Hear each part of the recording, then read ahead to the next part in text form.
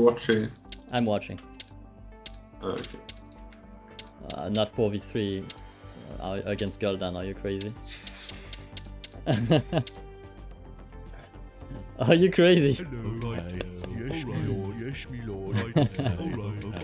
Yes, No, yes, my lord. I'm probably never gonna put Guldan in a 1v in a disadvantageous number of players.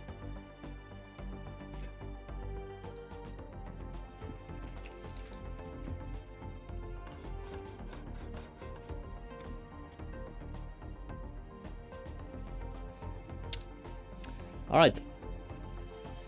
Good luck for the game. Yeah, I'm gonna try something. Usually do, but yeah. Here we go. We have the game has started, and we have the home team of Niko and SlowMage together, partnered with MadLuster. So we have Niko here in white. He's representing the home team in the Lordaeron humans here, and with him is the SlowMage in the yellow. And last but not least is MadLuster in orange here, playing the Burning Blade Orcs. Like it. And against them are none other than SkullGuldan, Knightime, and amazing King Shepherd. King Shepherd is playing the green Bleeding Hollow Orcs. He's starting red here. Knightime is right below him in black, as he usually is. And last but not least, we have the amazing SkullGuldan in purple. He's playing the Dalaran humans.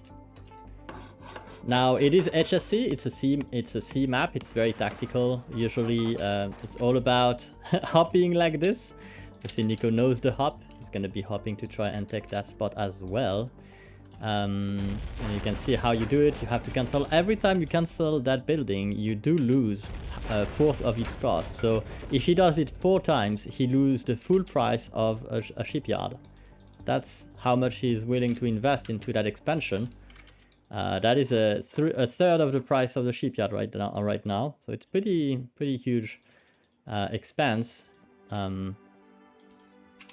It's not cheap, but it is effective, and that allows you to bypass that natural barrier of the rocks stand in the way of that expansion. And actually you can't do it in any other spot except for here. Obviously you can hop from that spot to here, or vice versa actually, and from that spot to here.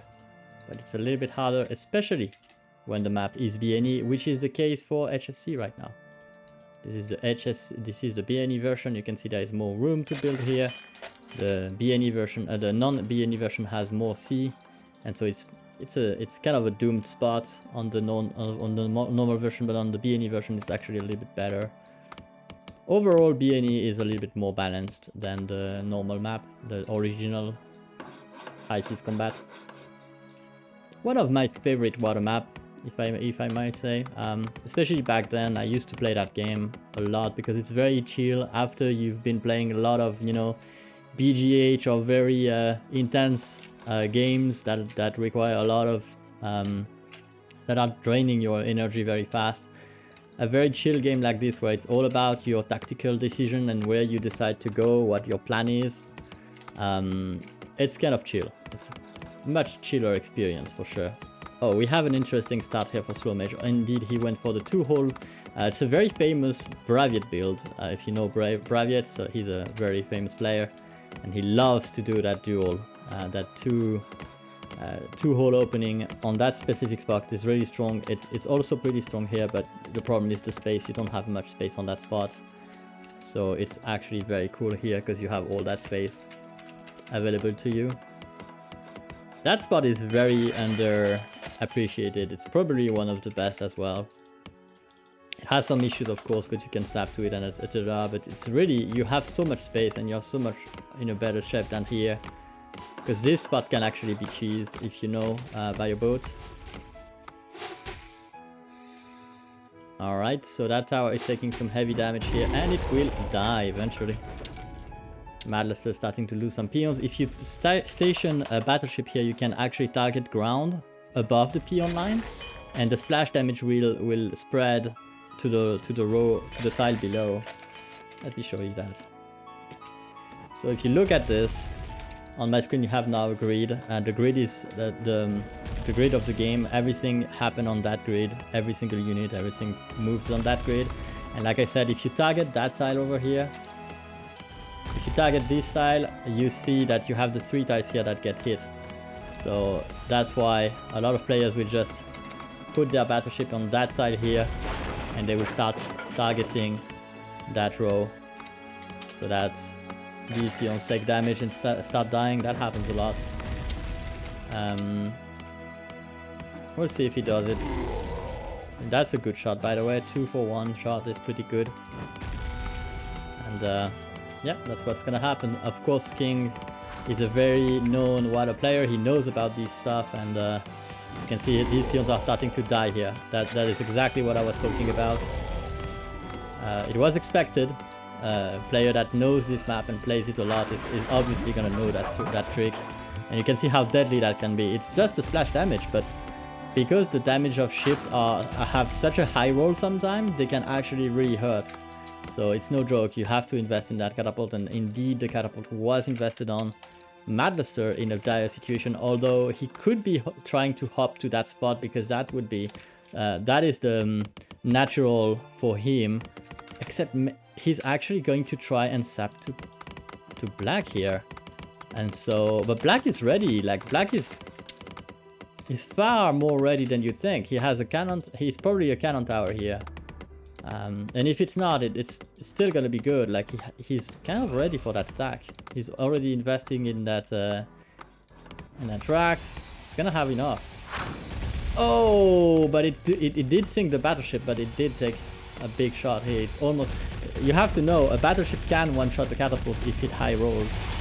It has to be a very high roll on this damage, but it can sink the battleship. And look at how many mages SlowMage already has. This is very scary stuff. If you're in the shoes of King right now, you're worried about this. This is very, very strong. At the same time, we can see that Niko is a powerhouse with this duel. And really for now, they do have 1, 2, 3, 4 mines against 3. So it's actually really going good on their favor right now. And it's usually like, if you're watching a Warcraft 2 game and you're wondering who's winning, try to count how much mines that the players have secured for themselves. Right now you can see that this mine is not very well mined, but you can already see that the base around it has been quietly, quite big. It's quite a good defense. So these 2 points are very well secured, and that's a lot of gold. That's 2 gold mine worth of gold going for one player. This one has 1 gold mine worth. That is getting lower and lower, but still. How about the mine of King here? The mine of King is slightly less mined, so you can see there is much more money in the hands of SlowMage, but at the same time he invested in these peons because the 2 holes allowed him to have that boom economy where he has tons of peons. There is a very big drawback to that. If he's gonna burn his gold very fast, much faster than other players, and his gold is gonna dry out at some point. And if he didn't hurt enough his opponents, he invested a lot in his economy, and so overall on his army strength is gonna be weaker. In the, the sum of it all is weaker, but the power spike is higher. And this is what you're aiming for if you're going for a 2-hole strategy like he is doing. He's aiming for that huge power spike and trying to swipe a player with it. Will it work? Only future will tell. The landing is happening though, and you can see these mages have landed. He's gonna nuke that fortress. Yep, that is a dead fortress right there. That is a huge blow to any players. The fortress is very expensive. It takes a lot to upgrade it, and it's very long. The most important part is it's long. It's very long to upgrade. And just in one swipe, SlowMage managed to kill the fortress, and he's killing the tech buildings as well. See, that's very smart. He killed the Temple of the Damned. So no more decays. That's the last decay that Green is gonna have. And look at these mages go. They are actually insane. Well, they are gonna get killed by peons probably, but still.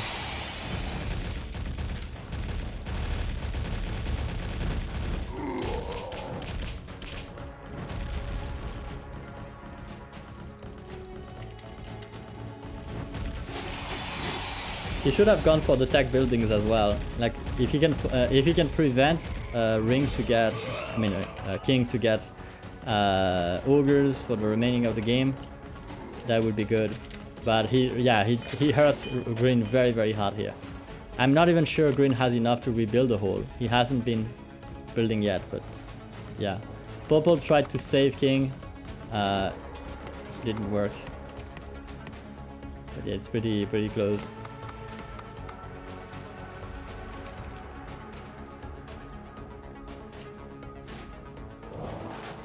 Why your stream work category is retro and not Warcraft 2? You want to attract more people to Warcraft 2 game? Yeah, pretty much. That sums it all. Also, there is another thing. Warcraft 2 category is not Warcraft 2 GOG or Battle.net category. A lot of people that stream in Warcraft 2 category just stream the campaign. I'm streaming the multiplayer and I'm streaming the retro version, like how we play multiplayer. And there is no Battle.net edition. There is Beyond the Dark Portal. There is the Tides of Darkness, which is even older, and this is not it. This is the Battle.net edition. So no category for that. I'm streaming here. That's what it is. And also, people that are looking for... People are not necessarily looking for Warcraft 2. They are looking for old games, right? They want to see how old game works, and that's why we're streaming retro, because we are aiming to target to basically give these people a chance to see what Warcraft 2 looks like, which is a very old game, and we are giving them, you know, a chance to discover something they don't know. If they are searching for Warcraft 2, they already know about it. Probably they might even, you know, already play it or whatever. Here we are trying to make sure people can discover it. Yeah, that's a good way to see that.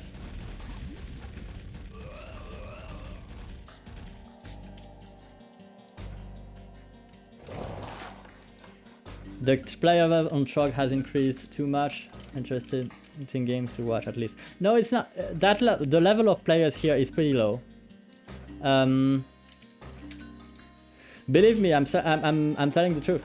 Like really, literally, the level that we have is pretty low here. It's not very high. If you want to see very high level games, I highly recommend. Actually, I usually raid him or host him after my streams. I recommend you go look for U83IO3P. He does not commentate his game sadly, but he's a really good player, and you're gonna see some very high level play. Here we are welcoming a lot of players like SkullGuldan here, who is pretty new. A lot of players that are not really strong, and they are better than most of people that never touch the game, obviously. But they are not strong players to say, you know, they are not pro players or whatever. They don't play tournaments, right? So that's what it is. And look at SlowMage go. Nice freeze up here. He's going to nuke the second player, though that attack was a lot less successful. It did kill a lot of peons. The thing is, it doesn't really matter. Skull is not going to have to rebuild his peons because he has way enough to finish that gold mine. He might be rebuilding peons though. He's already building peons, but that would be a mistake a little bit. That is way too many cannon towers. SkullGuldan, I don't know why he invested in so many cannons there. It's like, please don't land on me. This is way too many. This is way too many. And a cannon tower on itself is not as strong as you think. Oh no. Why do you invest in cannon towers? Imagine, okay, 2 cannon towers is roughly 3,000 gold. That's no joke. It's a lot of gold. And so, how many do you have? 6,000? 9,000? You know, this is starting to stack up. It's just too much. 12k gold, you know? It's just insane. It's just how much do you need, you know? I'm getting them all. This is just insane money. And he was still building them.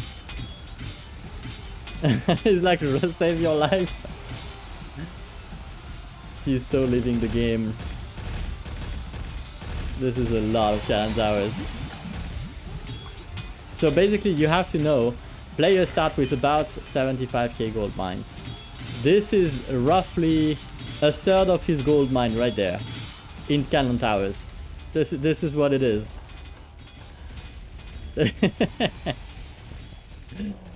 So if you start to be very good at the game, you'll start to count what players invest on, right? So you try to assess how much money they spend on stuff by the look of their base, by the size of their army or whatever.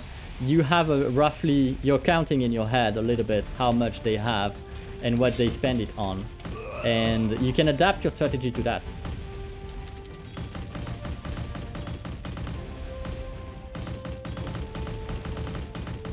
Now, he protected everything that doesn't matter anymore and not what mattered. So see, what you need to protect is not the empty, like, is not the island where the gold mine is at 4k. You want to protect the island where the gold mine is at 75k. That makes sense, right? This is what you want to protect. Because this is what you want to deny from your opponent, and this is what you want to have for yourself. White is huge right now. He's just made full griffins now, and he's like sending griffins all over the place. It's a painful game. The early game was to King and Knightime. They had the water control, but the fact that Niko had the 2 o'clock and 3 o'clock positions there, he had the 2 spots that are the safest almost to water with this spot. So they had 3 spots very safe to water. And the only spot they had that was weak to water is here. Of course he was hit very hard, but not as hard as it should have, because obviously it's still alive. And yeah, it's not gonna be enough. MadLuster decided to not even try to go to water.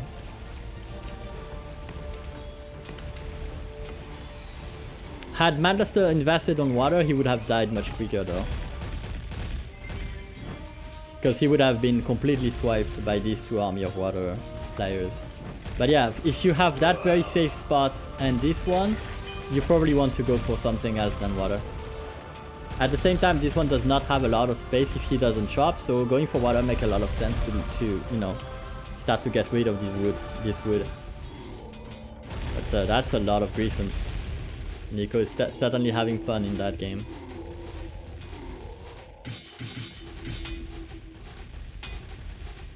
These players are staying the game for I don't know what reason. This doesn't look good at all.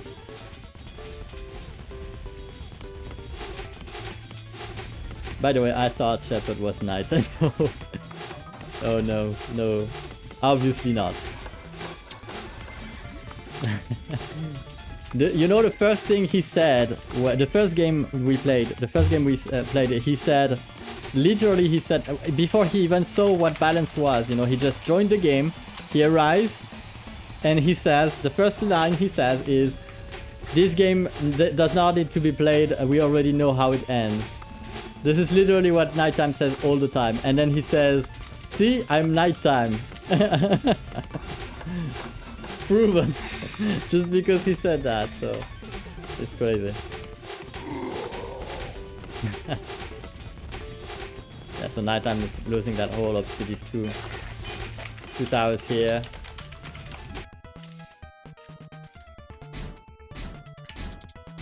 Very nice game. That went better than I expected. It went a lot better than you would expect. Yeah, that was a pretty good game. The thing